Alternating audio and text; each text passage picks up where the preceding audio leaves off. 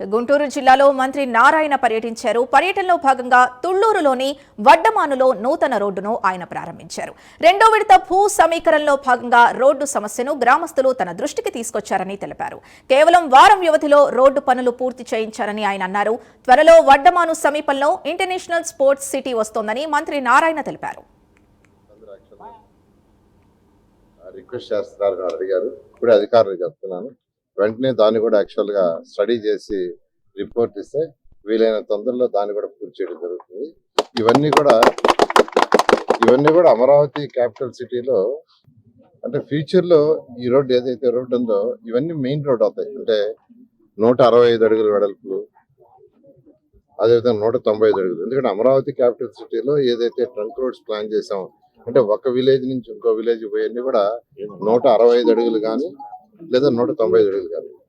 అయితే చాలా ఇబ్బంది పడటం వల్ల అందరూ శాసనసభ్యులు అడగడం చేసాము. నిజంగా ఆనందం ఉంది.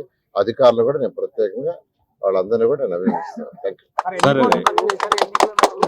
ఇది మొత్తం 1148 మీటర్లు లెంత్. ఇది మొత్తం దీనికి 98.7 లక్షలు ఖర్చు అయింది. 98.7 లక్షలు ఖర్చు అయింది. దాన్ని బిఎస్ఆర్ కంపెనీ వాళ్ళు, ఎందుకంటే దీని పక్కనే లేఅవుట్ యాక్చువల్గా వాళ్ళు చేస్తున్నారు. లేఅవుట్ని వాళ్ళే దీన్ని కంప్లీట్ చేయడం జరుగుతుంది. గత ఎన్నికల ముందు మనం హామీ ఇచ్చాం. వడ్డమానికి పెద్దపరిమి రోడ్డు కూడా పూర్తిగా పాడైపోయింది.